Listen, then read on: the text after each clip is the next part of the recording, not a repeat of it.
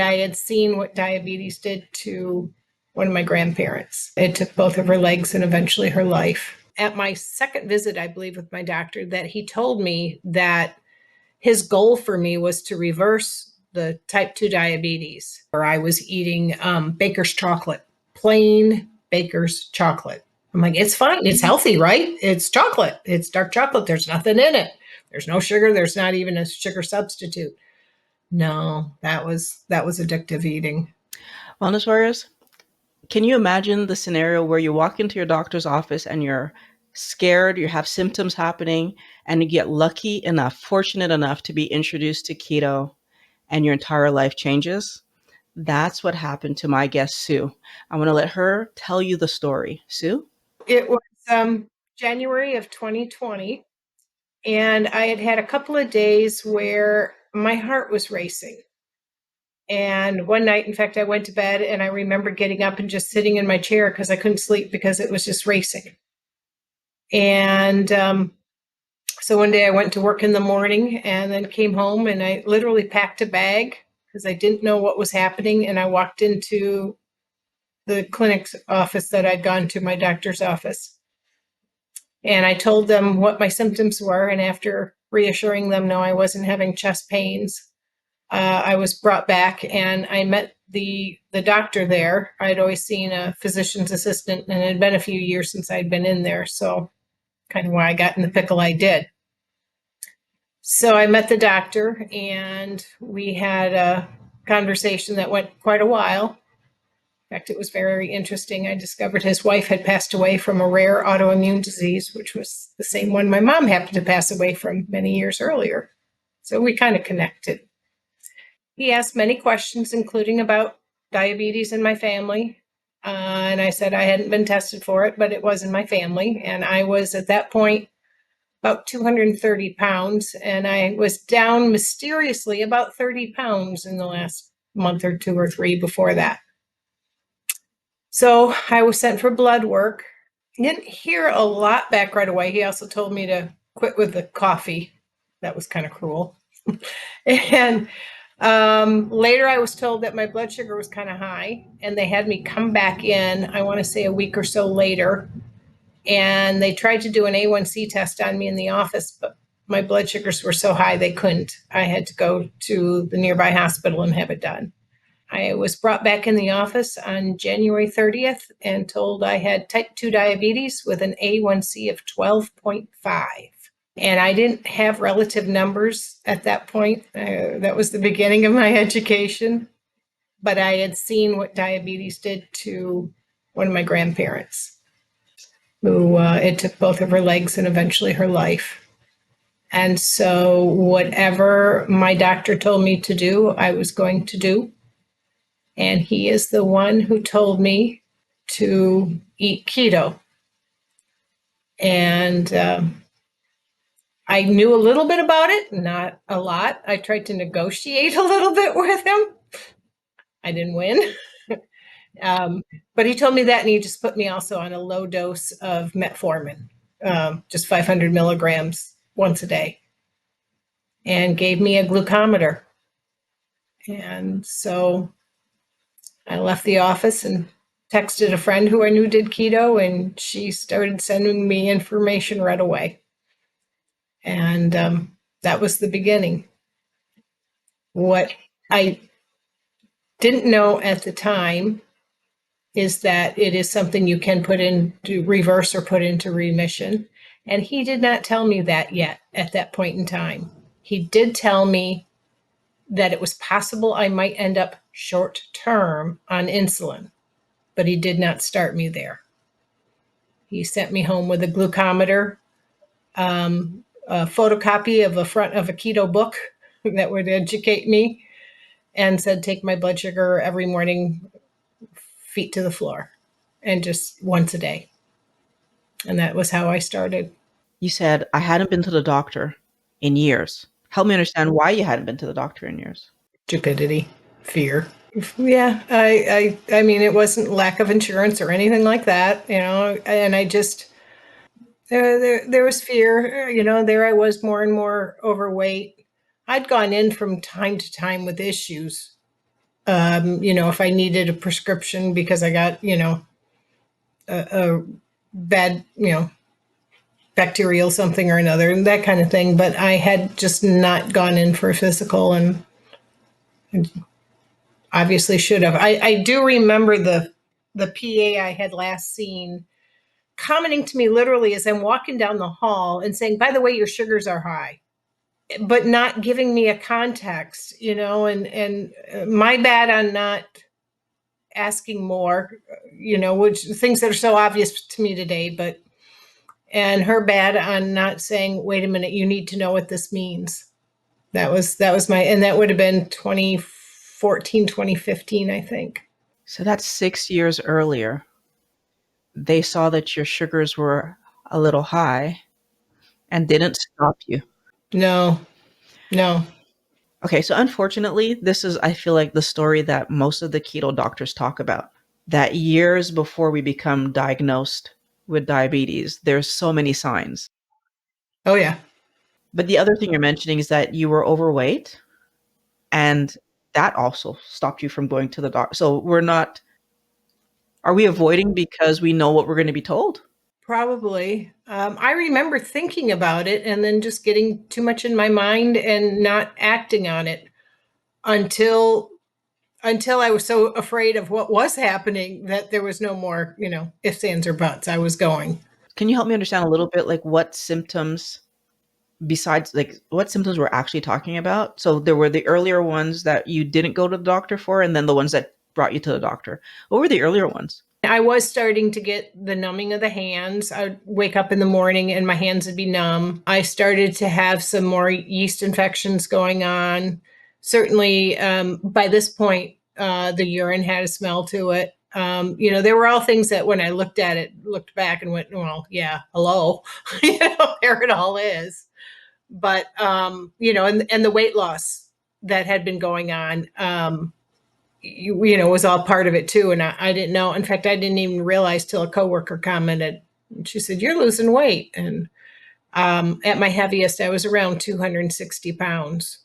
So, and 5'6". So, um, I thought, oh, great, I'm losing some weight, but didn't really give thought as to what that meant since I wasn't trying. We go home and our friend is helping us with this situation. Tell me a little bit about that.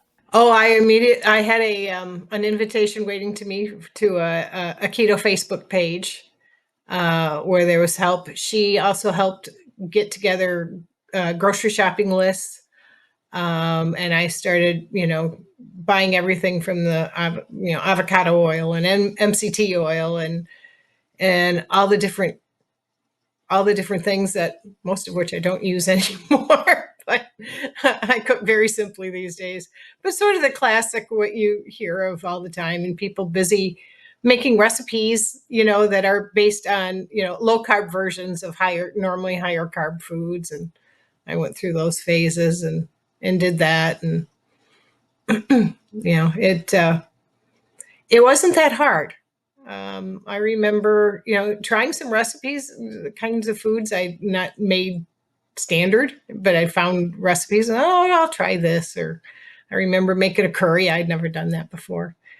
Um, so yeah, and cleaning the cupboards out. I live alone, so if it was not going to be something I was going to eat, it had to go. And there was a lot of stuff that was gotten rid of. Okay, It truly is a new beginning. so I clear out my cupboards and I start making, I make a few replacement things. How long do you think you did that for? How many weeks or? Easily over that first year. I mean, much more so in the beginning. It's kind of funny. I'm not even that clear on that part of my journey because that's almost 4 years ago now. But yeah, I did that. I remember making, keto pizza and, keto cinnamon rolls at Christmas time and, these kind of things. And yeah, I think it was a good phase in a way. It helped stop me from mourning the other foods because I had a version of it that I could have, and I enjoyed them, and so that was fine, and I was satiated, and that part all worked. I didn't feel like I was suffering any. So it was a good transition. It was a good transition. And of course, in the time of events and how things were unfolding at that time in early 2020, um, I was well established and had this new life kind of started, when the world changed. And I didn't, yeah, so I didn't find it hard, and I was, spending more time alone, but very, very comfortable with things. So that part was good. The timing was good. Um, it was at my second visit, I believe, with my doctor, that he told me that his goal for me was to reverse the type 2 diabetes. And that if I didn't, then he had a whole new pile of medications he was going to have to put me on. And I said, okay, I'll do whatever you tell me to do. And at the 3 month mark, at this point now, everything was being done remotely. COVID had everything shut down. It's now the end of, would have been the end of April. And I went to my doctor's office and stuck my finger out my car window so they could poke my finger that morning. And I had an appointment later that day. And I waited a minute for her to run it. And she came back outside and she yelled through her mask. It was 5.5. It had come down 7 full points in 3 months. And I remember literally dancing into work that day. I was so happy. My coworkers even made me a card. I don't think they quite understood all the numbers, but they knew I was thrilled. So That's amazing. That's a huge change. it was, and I'd been learning about fasting at this point. First, the intermittent or time restricted, and I'd been doing that. In fact, my doctor was in full support. He told me that, and he said that would give me time restricted eating would give me more bang for my buck. He said even than exercise.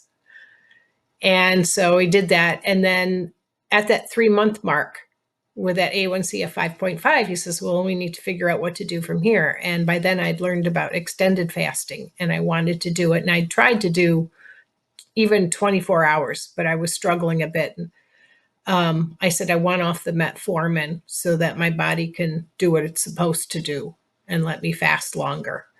And he agreed. And he said, your weight loss, which was happening nicely, he said, that'll slow down and your blood sugars will come up a little bit. And I said, how much? And he gave me an expectation. And I said, okay.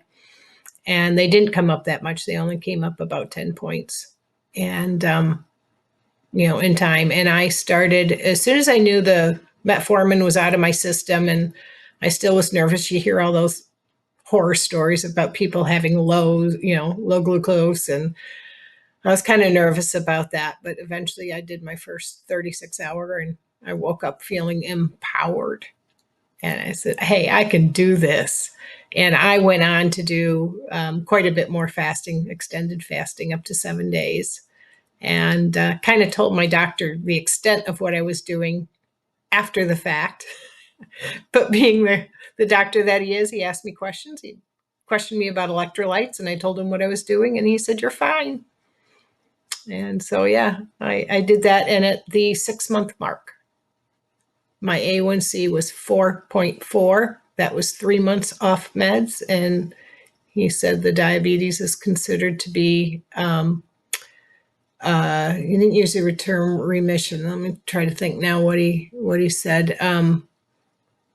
Basically, it was just no longer an issue. Well, the term will come to me later. But What I love is that you were pacing, like, so as I learn something, I get more information and I learn something else. And so basically you're doing the research even before he's telling you. Maybe you already knew to try it, first of all. You're looking forward to improving health. And that's like compared to where you started, afraid to be at the doctor. yeah, and now my visits with him are just fantastic. The last time I talked to him, he's now doing intermittent fasting after he learned from his son who's in medical school some more information on it, and he's sharing with me what he's learning, which I'm already 2 years ahead of him on. I also like the way that your doctor presented the information. And I feel like he did a good job of saying we could do this healthy, natural way or these medications. And I feel like luckily you're the kind of person obviously that wanted to do everything as natural as possible because you made good choices, but I also feel him presenting it to you that way helped. It did.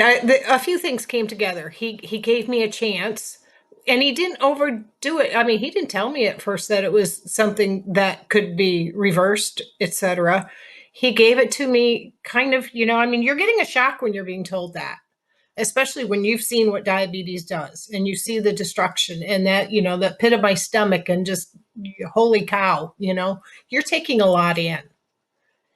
And so, yeah, he gave me bits of it at a time.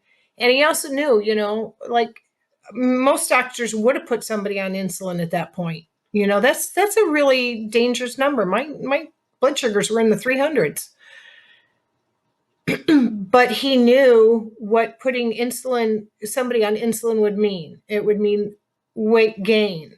He knew that it's hyperinsulinemia that's causing, I've already got that going. I don't want more. He gave me a chance. And that was what was huge. And I do believe I live in a real small, wonderful little town. And I do believe I'm his only patient that has taken it across the finish line, that didn't do a partial job at it and quit, that said, no, I want this for me. And as my body healed, that reinforced it too. I mean, I was seeing the numbers. I'm a bit of a data nerd, so I love them. And as those numbers came down and I learned other markers and I could start following those, that fed me. That kept me motivated and going. And not to mention just simply seeing that weight, that awful weight just falling off. That was helpful right there. How long had you been overweight? Like most people, I had that roller coaster up and down, and every up was higher than the up before. And so I'd been doing that since early high school, probably, if I think back. So, and I had my cycles where I'd come down. I remember losing weight for my wedding back in, that would have been 88, and then having gained quite a bit before my first child, and then, more before the second. And then I lost weight again for a while. And then I remember I lost weight again around the time I was 40. But it was always, the low fat and, calorie restriction and that way, and what happens after that and what you're doing to your metabolism now. And so, yeah, it was, so that was the cycle. And I had been, well over 200 pounds. I'm going to guess, probably at least 8 years, at least this time. I feel like you're talking about this thing that happens to most of us where because we've tried diets before, and most of us multiple diets before and not had success, when we have someone in our space that we trust who's doing well on a diet, we just don't believe that we could do what they're doing. And you have this friend right there doing what you could be doing, and it took your doctor saying, yeah, do that, and it matched for you to really say, wow. Oh yeah, I had a friend that had said to me, one of my best friends, and I lost her a year or so before this started, and she had said to me, "Oh, there, she had family members that were doing keto at one point." She says, "I'm sorry, if you're taking out a whole group of foods, it just can't be healthy." And I said, "Yeah, you're right." Well, turns out it kind of is healthy. And it's an interesting point to make too, because often we hear people who are against keto say that you're taking out a full food group. What's really interesting is that we're not. Like we're still eating carbohydrates, Yeah, they're just less of them in different forms. but yet we'll have vegetarians who are actually not eating any meat, and that's okay. And vegans who are actually not eating any animal products at all, and that's okay. Hmm. But somehow Hmm. bringing the carb count down is taking out a whole food group. I find it very interesting. So you're calmer. Help me understand what that means. I'm calmer. Yeah. Well, yeah, I was I think because of those ups and downs in the blood sugar that that really does affect your mood. And my blood sugars are stable, and I tend to be a little more stable as long as I have my sleep. Yeah, you don't realize how you feel when you're in it because you don't know different. And now for me, my blood sugars rarely, at any given point, they're rarely, they probably average around 85, and I rarely see over 100. Even after I eat, because of how I eat and the healing I've done. And so, yeah, you don't feel those highs and lows. It's not controlling you, and that constant need to eat every couple of hours controlling you either. Not thinking about food that much. Was your doctor able to explain? Did we even ask why your weight was coming down despite not doing anything? I don't remember talking about it that much. I do realize now that's very common when blood sugars are sky high. That's the body, I think, working to get rid of those sugars, and it's burning them off any way it can. Um, and what else it's doing, I haven't gotten into it, but I'm sure that was all connected. That's what I chalked it up to. I also at that time, and I live in Michigan, northern Michigan, so it's a colder climate, and I was always warm back then. But it was, again, the body was all ramped up, and so it was doing what it could to burn. And once my blood sugars came down, the advantage of being nice and toasty warm all winter was gone. I now have to bundle up. So yeah, that was a big difference. I used to hate it at work if I went by somebody's desk and they had a heater running because that would drive me nuts. Now I'm the one running the heater. In terms of positive things that you've seen as changes, besides the weight loss, because obviously, and the overcoming diabetes, were there other things that were happening that corrected themselves? I did have an issue for a while. Well, at the time I was diagnosed with plantar fascia. And when my doctor diagnosed me and he said, "You need to go walking," and I said, "No, I've got plantar fascia." And he said, "Okay, we'll get you to a podiatrist." And I saw him a couple of times. And while he put lifts in my shoes and told me what exercises to do, none of that seemed to do a whole lot. But just as time went on, it went away, completely gone. I don't have any of that at all. I even had an issue with a heel spur, and that over time seems to have gone away too. So little things like that. Otherwise, I wasn't really running into any notable issues yet. I'm sure I would have soon. Again, and when I was diagnosed back in 2020, I was 55. So was in that range where stuff wants to start happening. It's gonna. It wouldn't have been long. So I think I've probably avoided different possibilities. I've seen relatives now that are have type 2, that it's not controlled well, and different things they're suffering from, and I'm grateful not to be going down that path. We have our friend who's also doing keto, but you have other friends. How does it impact eating out, going out with friends, socializing? Wellness Warrior, I have a favor to ask you. Sharing our stories is what will help new people to understand that keto actually works. So if you have improved your health, mental health, or weight through eating healthy keto, please look in the description. There's a form to fill out so that we can do an interview and you can share your story. I want to help more people, and I think that together we can help people to understand that keto is more than a diet. It's a way of life that gives you your life back. I'm not a special snowflake.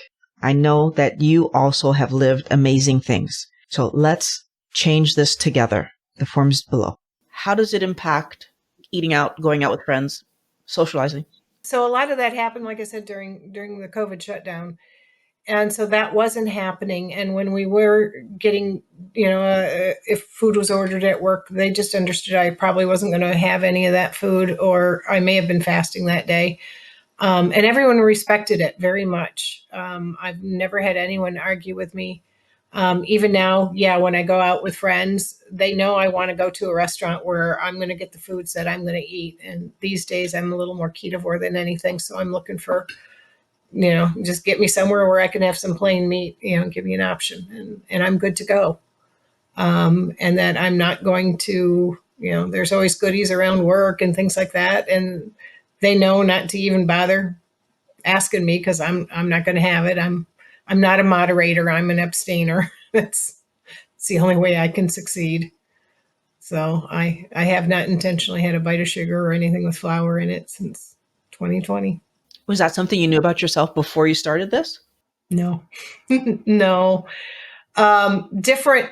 Um, I knew that, I tend to eat a lot of sweets and stuff like that.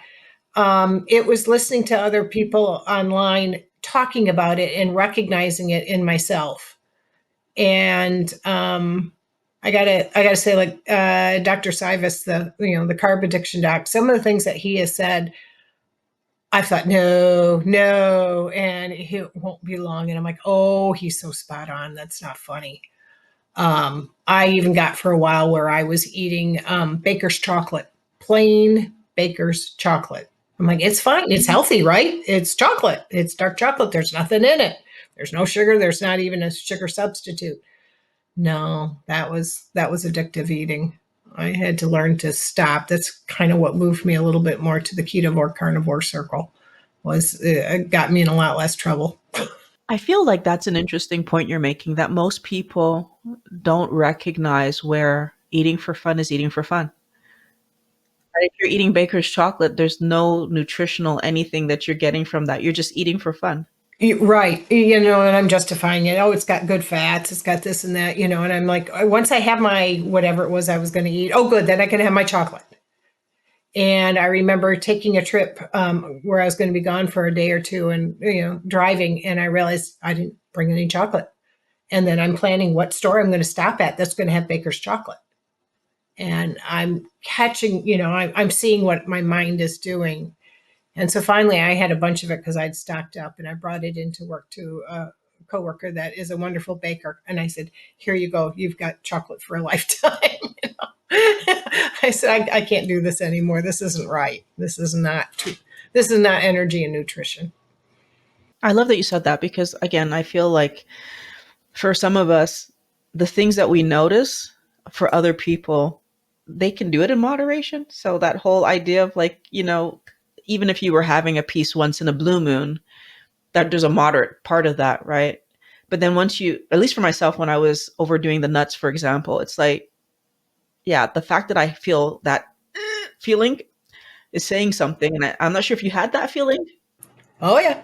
Oh yeah. And I don't. I've got some of the same rules. In fact, right now, just because I had somebody here this past weekend, there's some there's some cheese left. I usually don't. That's not something I typically buy because I won't moderate well.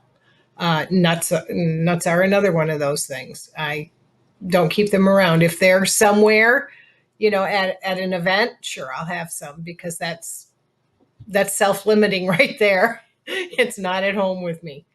That's another reason why I stay with ketovore because I don't mind having something like that once in a while, but I know my limits and I have to keep restrictions on things. Oh, so for your normal meals, you not have veg on the plate? No, no, no. I kind of moved away from it, and I'm not missing it. I'm liking the simplicity of usually it's just one meat. Sometimes, I mean, if it's breakfast, it might be eggs and bacon, or whatever, or quite often it's whatever I had left over from the day before, or a steak. Can't go wrong with a steak. So how long did it take you to get down to eating mostly just meat? It's a constant journey. I want to say most of that has happened within the last year. Um, it's all been step by step by step and trying things. And, if I really want to have a salad, I'll have a salad. But most days, I couldn't tell you the last time I bought a veg. I will buy avocados from time to time. That just that's one of the things that just calls my name every now and then. Um, but yeah, just found I wasn't really wanting them that much, and thought I'm going to try not doing it and see how I feel. And so since you decided to try it and you seeing how it feels, what differences, if any, having veg, not having veg, did you see any changes? Um, no, not to speak of. A little bit of less bloating that I didn't even realize I was having. But yeah, that was about it. I like the easiness of this. It's funny if for some reason I am cooking anything that's more complex for whatever reason. I'm like, what? This is no fun. I kind of like the easy stuff. That's so funny because I feel like that's part of the reason that most of us drop the fake foods. Yeah, yeah, because it's a lot of work to make them.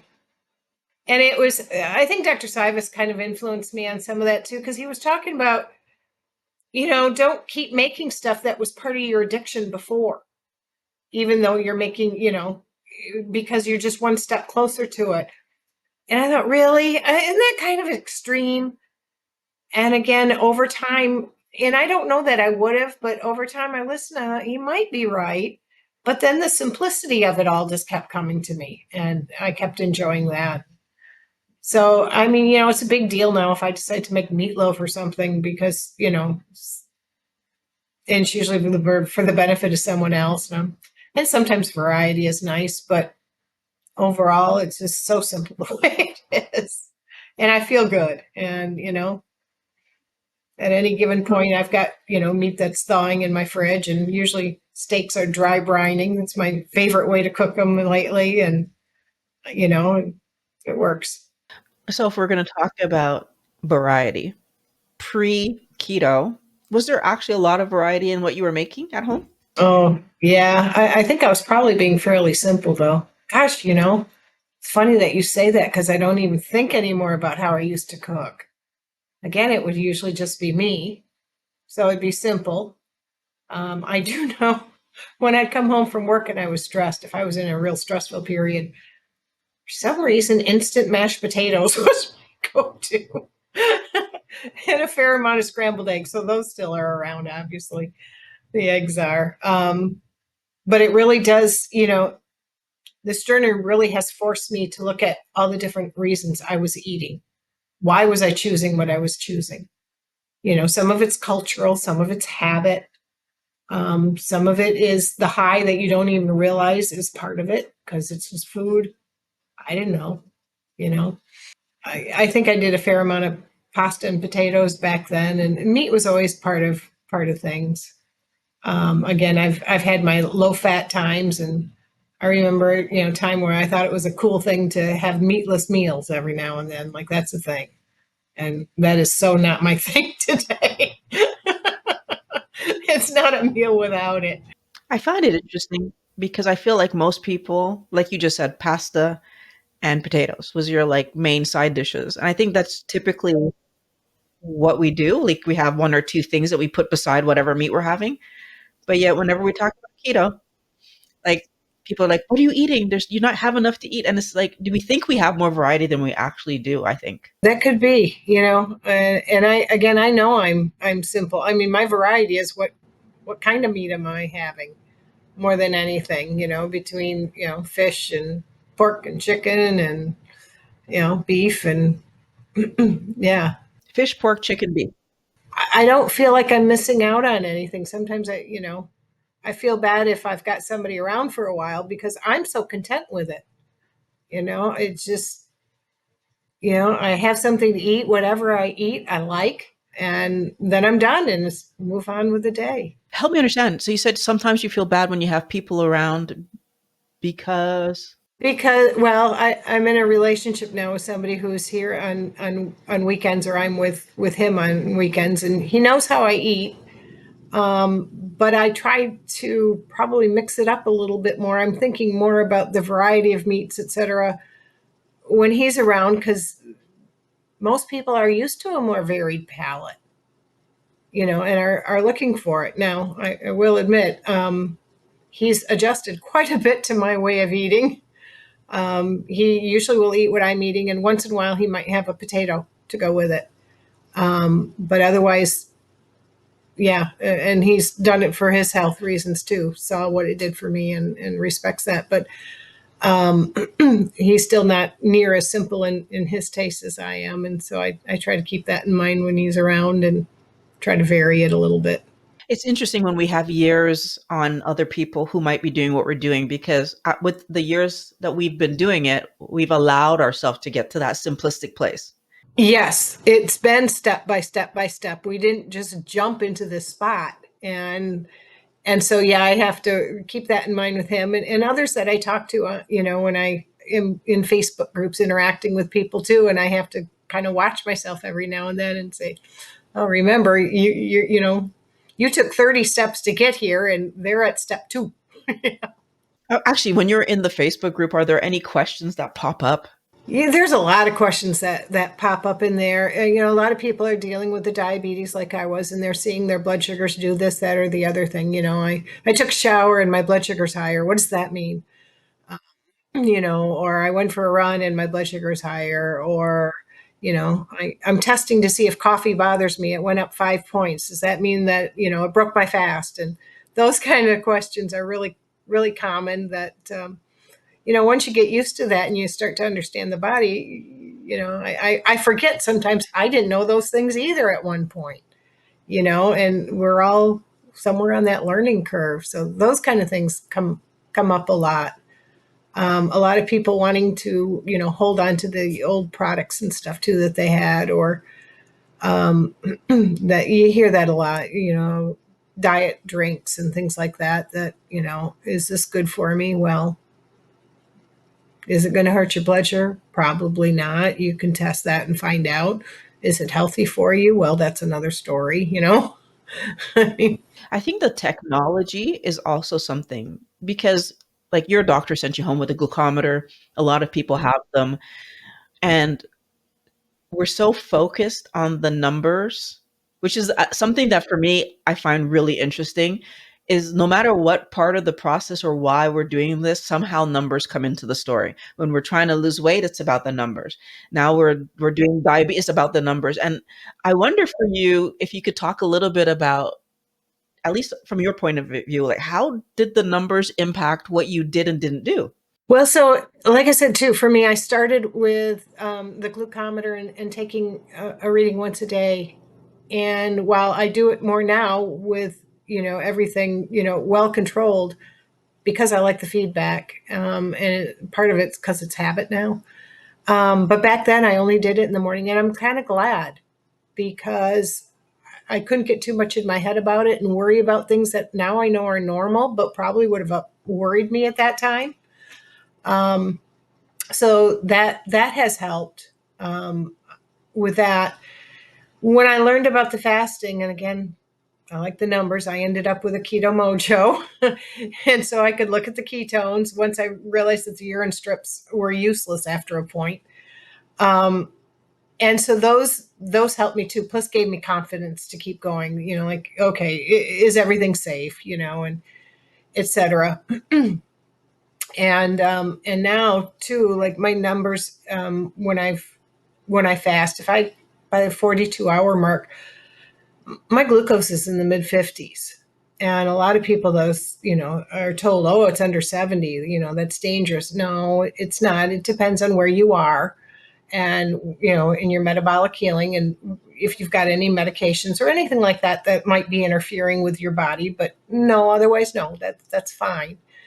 So again, I can see that, and I see the changes in me, and that for me, they're very reinforcing. That they tell me, yes, I'm doing the right thing. I'm on the right path. I can see these changes, and I've gone so far as to start ordering my own labs because my doctor doesn't order fasting insulin and C-peptide and some of the other things that I decided, hey, I want to see what's going on behind the scenes now. Now that I know what these mean, I want to know what they are. And so I do that, and I find that very fascinating. And I was very glad to see that my fasting insulin is all nice and low, under 3. First time I tested, it was 1.5 even. Wow, that's really low. That also helped me to see where gathering good information is key to all of this, because you started off not knowing what any of these numbers meant. And as No, no clue. and as you progressed, you've learned what they meant, and now you're ordering your own labs and keeping track of your own data. And honestly, a lot of us go to the doctor just because we don't know that information and we don't know what is what. And we're making a huge mistake because the doctors are basing it on normal diet. And we're not eating normal diet. I'm gonna add a little wrinkle here. I feel like it's also realizing that most people don't even know they're addicted, right? So if your doctor says, "Hey, just stop, doing this," but you might even try, but then realize how hard it is and be like, "Well, no, I like this." And that's where we get into trouble. We're calling an addiction like. It's not a like. It's a I can't stop scenario. Right. And not knowing, I think, really understanding how you're feeling and what's waiting for you on the other side. That if you go and you overcome this challenging time period, and yeah, like anything, you 2 to 6 weeks, you might not be feeling the best, but on the other side of it is this freedom that is so worth going through that, and those changes. And it just, yes, it's going to take a little bit of effort, but yeah, but if they don't know, and I think a lot of people don't, they don't realize, like we said, I didn't know where I was. And I'm now very respectful of, I don't want to go anywhere near it again. I don't want to slip down that slope. I think what's also hard is that because we don't know, when we stop eating the carbohydrates and get those symptoms, we think it's our body telling us that we need them and don't realize that it's our body withdrawing from them. I just was on a reversing diabetes Facebook page moments before joining you today. And I saw the heartbreaking story of someone who said that they had cut the carbs once and they just felt physically awful, and that they're a mom with children to take care of. And they mentioned some other mental issues that they deal with. And they said they were going to go back to trying again. And they said, "Oh, and I'm not on any medications because I've tried them. I've had issues, and I'm diet controlled." And they used that term and said with an A1C of 12.7.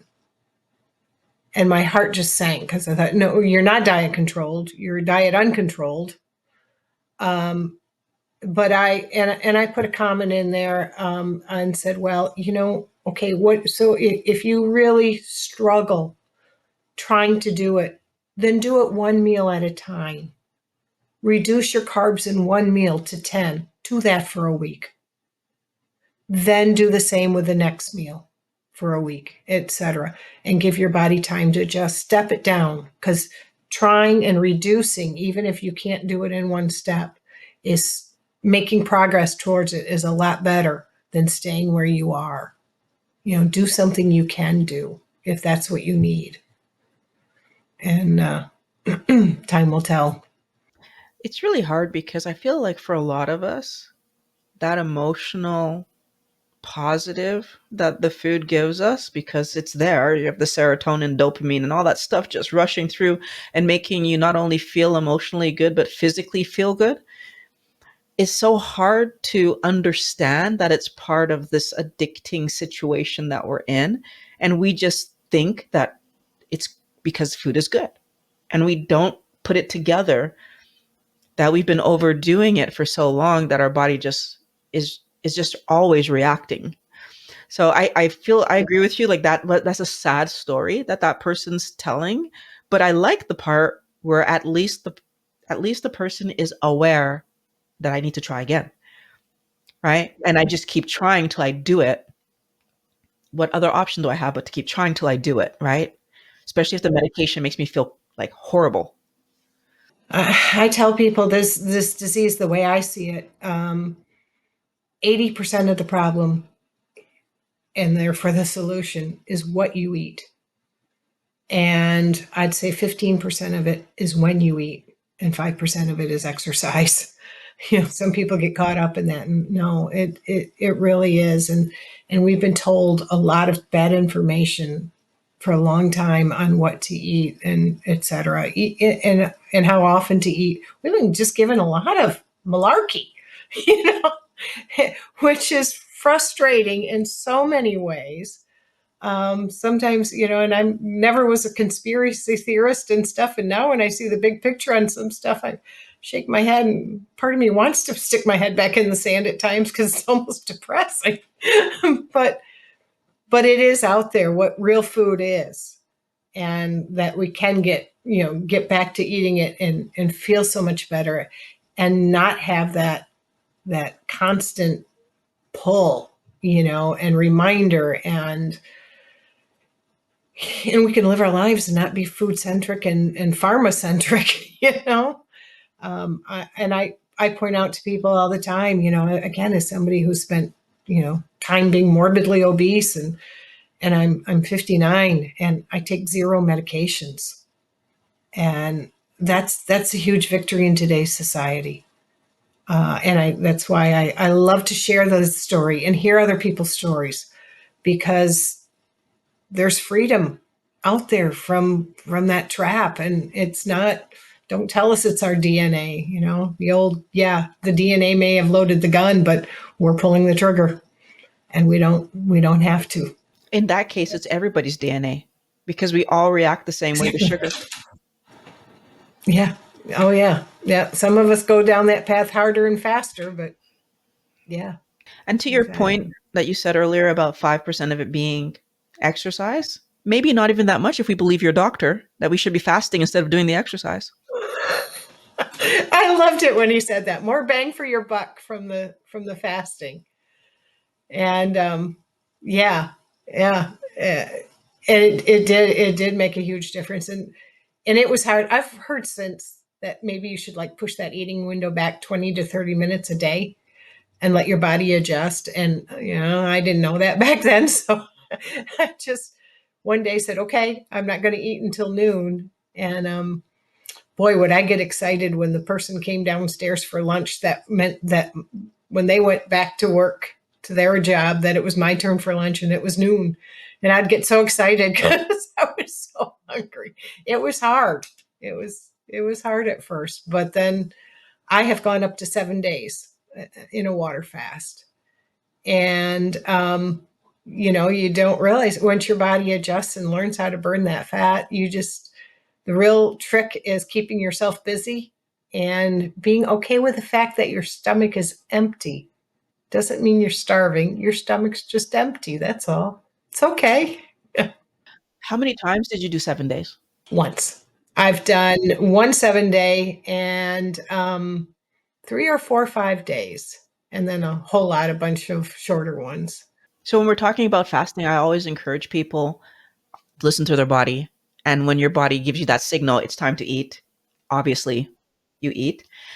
I'm wondering for you, what kind of signals were you getting when it was time to eat? Oh, I kept overcoming anything back then. I had set a time and that was it. I Oh, was just going to make it through. Until, so today, no. If I get to a point where my mind is just not going to let go of that concept of food, it's time to eat. It's time to eat, and that's what I do, and that's a comfortable spot to be in. And I have days I'm not too strict on any kind of an eating schedule. Most days I eat twice a day. Today I had breakfast and I couldn't even quite wait till lunch. I had a can of Kippers at work, and then came home and had something to eat. And then tonight came home and had some eggs. I said, "No, I'm still kind of hungry." And other days, nah, I eat really well at lunchtime and then I'm done for the day. it's anything from one meal to 3 or 4. To three at most. Yeah. Okay. Yeah. Yeah. It really depends. And so far everything's maintaining pretty well. I actually came up about 5 pounds in the last year, and then it's just sitting there. And I said, okay, well, I don't know why. So I'm not worrying about it. Everything's still fitting. So That's in the last year, but prior to that, you'd been stable for 3 or like what, 2?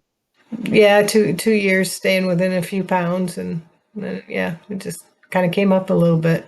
So I tried to battle it back down and then said, well, no, okay, if that's where you want to stay.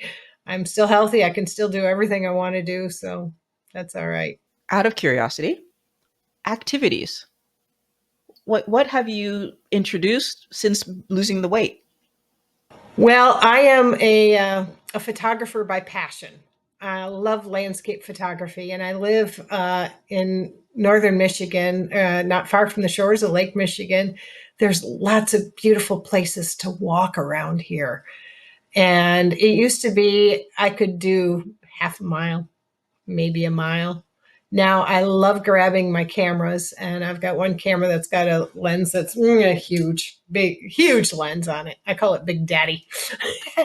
And I will have two cameras on me, including that one with that big, heavy lens, and go out and do 3 to 5 miles and climb hills and go after photos that I wouldn't have done before. And it doesn't stop me. And that's one of my biggest passions. I love doing that.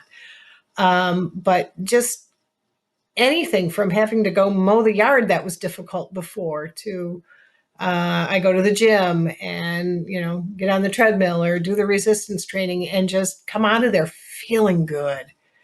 And that brings me a lot of joy, just to know I can move and not be avoiding it like I used to because it was painful and tiring. And I cut some respiratory crud in the last week. And I'm thinking, I think maybe tomorrow I can finally get back to the gym, that I'm finally getting enough energy. I hated not having that energy and being able to do things. And the other thing I do now is I'm so aware of resistance training and wanting to maintain muscle. So if I go away and there's heavy packages, my gentleman friend knows he's not going to take them from me because I'm going to carry them because that's part of using the body. I mean, let nature, when you can, just use it. You don't have to just go lift free weights. But I find freedom in that. I can do this. I'm curious to know if maybe with all that activity you just described to me, could some of this extra weight be muscle? It could be, and I'm open to that possibility. And again, I watch everything, and as long as everything looks like we're doing all right, yeah, I think part of it probably is. Which is That's all fun, good. right? Yeah, oh yeah, muscles longevity. I'll take it. In the Facebook group when you're talking to people and we're sharing what's happened with us, do you see new ideas for yourself in there? Oh yeah, in there, also from the YouTube videos. I'm kind of I listen to YouTube videos all day at work too. Whenever I can, and you're learning and you're getting more ideas, and um, I just heard somebody that was talking more that I'm trying to think what was it. She's the queen of time restricted eating and was talking about how to do it. And really, seriously, when you're having a meal, have a meal. That's when you have your calories. That's when you have your flavored anything. And after that, sure, black tea, coffee, sparkling water, fine. But really doing that, and I thought, you know what, I am starting to get more and more relaxed around some of this stuff. Maybe I want to sharpen that up. Maybe she's got a point. I think I'm going to try that. And that probably will be what I'll morph into in the next couple of days, and do that for a while and see what the difference is, and try it out. That's cool. So, I mean, it's an idea I hadn't actually thought about, but I mean, I guess it also depends on what we're eating and how often we're eating. So, like I'm doing one meal a day, so there's not many opportunities for me to eat outside of when I'm eating. But if you're doing two or three, then you do have that option. Yeah, you do.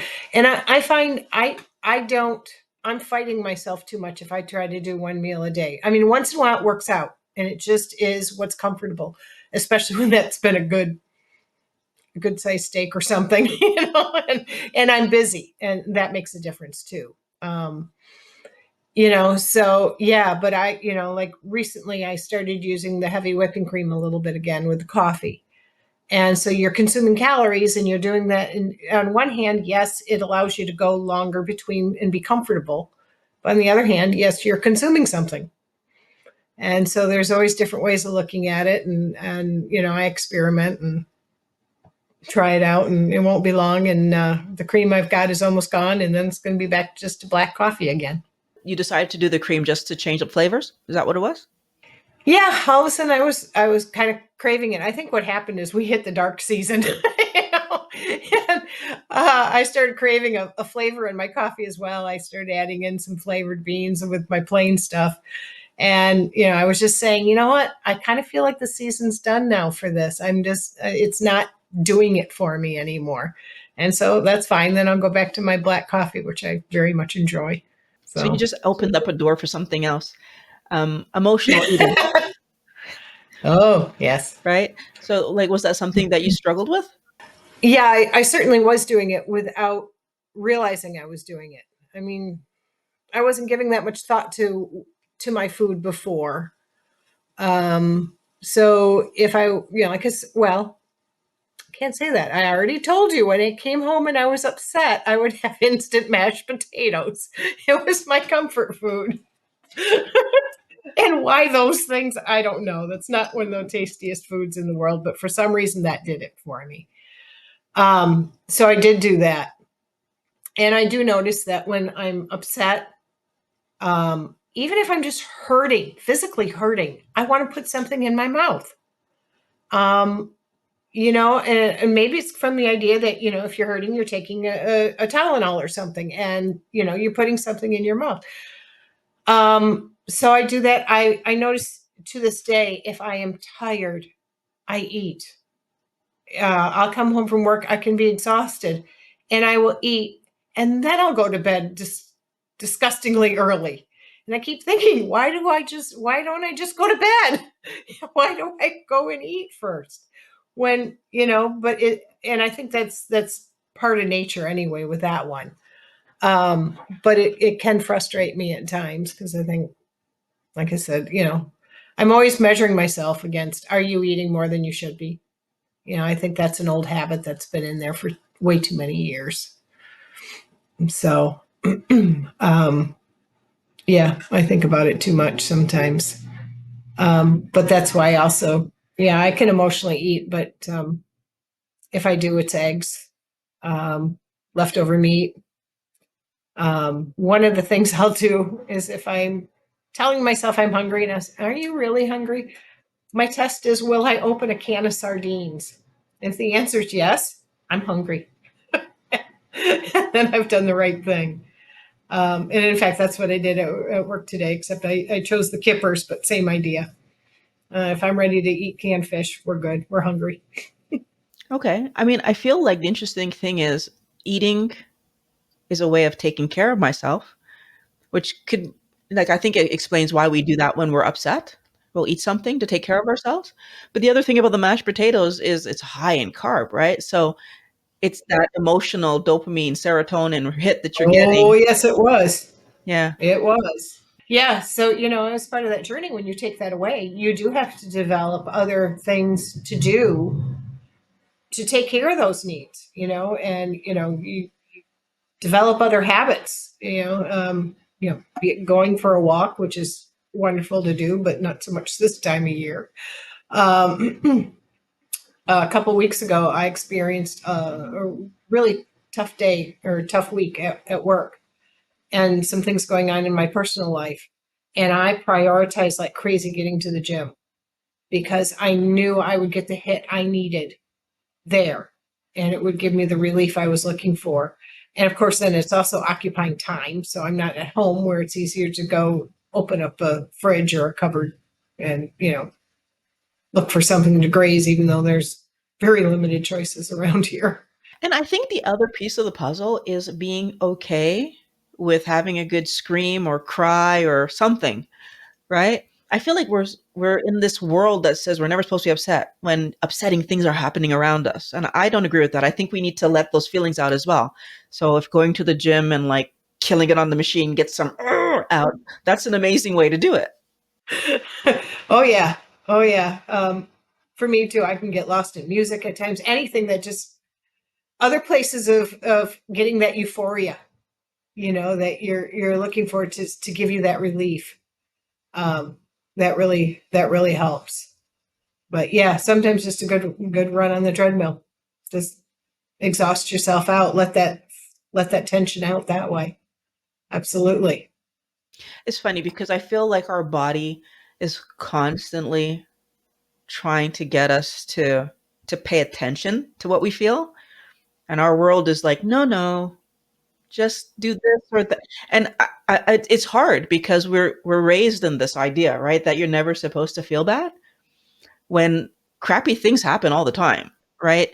And so it's good when you have things like the gym where you can go and kind of be very expressive on a treadmill or lifting weights or whatever and just get a few screams out. But I think also just being able at home to work through whatever you need to work through and get those feelings out of you in a realistic way so that then you can go to problem solving mode, because that's the next step, right? After you've gotten the feelings out, it's like now I can look at my feelings and decide what am I doing next. Right. Right. How do I want to respond to this? Yeah, it is. And it takes, you're right, it takes letting out all that tension first so that your head is clear enough and you can start to look at something from a better perspective and a more full perspective, and not from the energy of those emotions, because you finally let them out. And that's when you can start to find the grain of truth at what's going on, respond. So if you could debunk one myth about keto, what would it be and why? That you're missing out on something. Okay. That you're missing out on those carbs, those sweets, those flours, whatever it is. And as it turns out, those things that you think are required for life, which mostly because they've been in your life out of habit, it's what you were taught, and they don't have to be there. And it actually, life feels pretty good without them, and it's perfectly fine. I'm not missing out, and it feels a whole lot better this way. Okay, cool. I like that answer. The Canada Food Guide, American Food Guide, you guys have that too. Since starting keto, how's your vision of that guide changed? That guy is laughable. and the more I've learned about how it got to be how it is too, the stories behind it, I always thought it was something you could trust. No, no, pretty much turn it upside down and lop everything out from that bottom list. These processed foods are not needed. I love that answer. Is there anything else you want to share with the Wellness Warriors before we close up? Oh, just keep learning and keep working on your path. Keep Your body will change over time. Be open and do lots of N=1 experiments and learn yourself and enjoy the journey, and just enjoy it and enjoy what good health feels like.